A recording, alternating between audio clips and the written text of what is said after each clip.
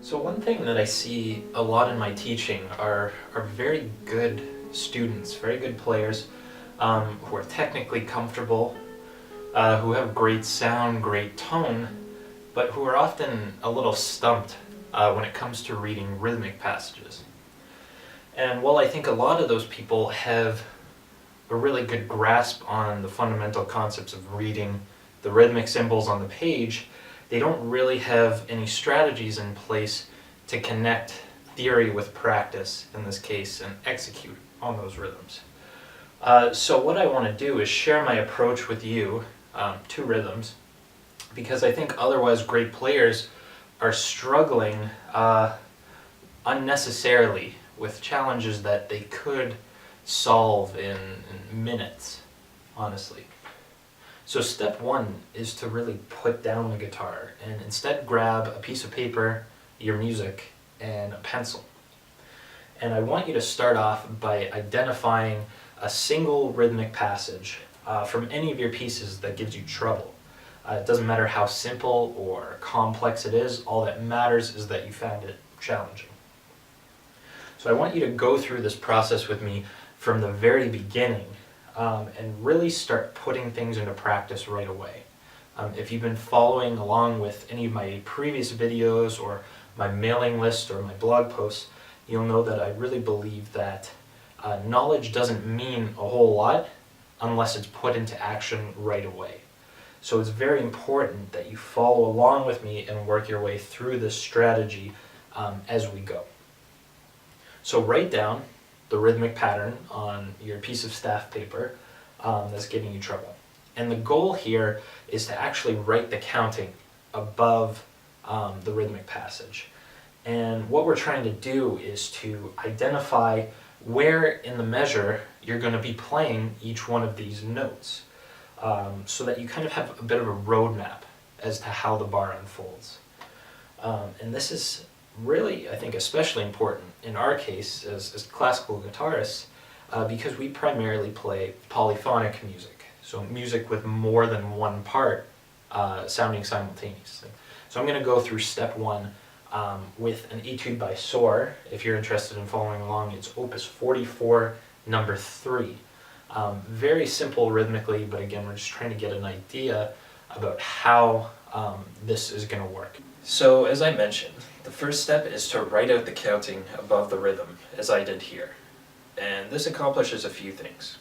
First, just writing it out as rhythmic notation strips away a lot of the difficulty of the passage and really simplifies things a lot. You no longer have to consider any of the technical challenges of playing the guitar or of figuring out the notes. You can just really fully focus on the rhythm. Writing the counting above also makes it crystal clear how things line up rhythmically. Okay, so now you've written down the rhythm and you're starting to get a much clearer sense of how the measure is supposed to be played.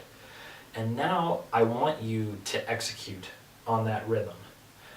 But remember, we want to work from very simple to very complex. We don't want to start with the most complex version, which would be picking up our guitars and trying to play exactly what's written with the correct rhythm, the correct melody, all the right hand and left hand techniques that go into that. So what we're going to do instead is we're going to clap the rhythm. We don't want to overwhelm ourselves with all of those technical considerations, and instead we want to progressively work through the challenges, starting as simple as possible and then getting more and more complex as you get comfortable with the rhythm. So you're really just tackling the rhythmic challenges right away, so those are out of the picture once you start to pick up the guitar. So you can choose to do this. You can kind of clap one line at a time if you like. In this case, the top line would basically just be 1, 2, 3, 1, 2, 3, 1, 2, 3, 1, 2, 3. And then you can clap the bottom line, 1, 2, 3, 1, 2, 3, 1, 2, 3, 1, 2, 3. And if you're feeling very daring, you can actually tap out both lines simultaneously. So the left hand would be the bottom line, and the right hand would be the top line, and that would be 1, 2, 3, 1, 2, 3, 1, 2, 3, 1, 2, 3. Okay? So you're getting a very clear sense of how to execute the rhythm, again, without adding in all of those overwhelming technical details that come with playing the guitar. Now that you're feeling pretty comfortable with the actual rhythms, it's time to start picking the guitar back up. So what you want to do is you want to start very slowly, actually slow enough that you can feel very comfortable with not only the rhythmic considerations but the technical considerations from the very beginning.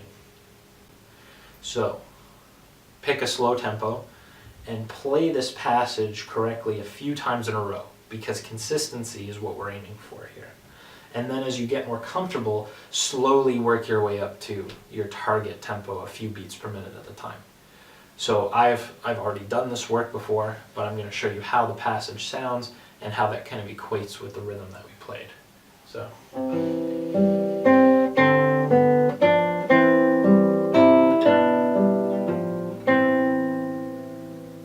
Okay, so quite simple, but if you'll notice, the lower and upper voices, the exact same rhythms I tapped out earlier.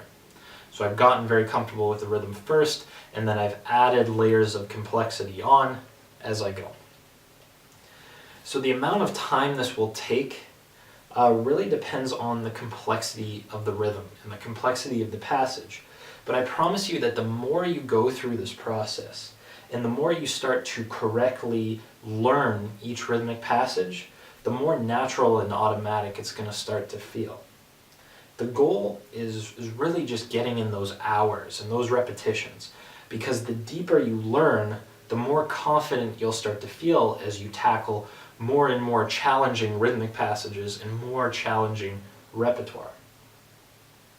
So if, as you've been following along, you've kind of fallen off the train at some point and are feeling a little bit lost as to how to work through any of the steps I've outlined, send me an email and let me help you work through these challenges.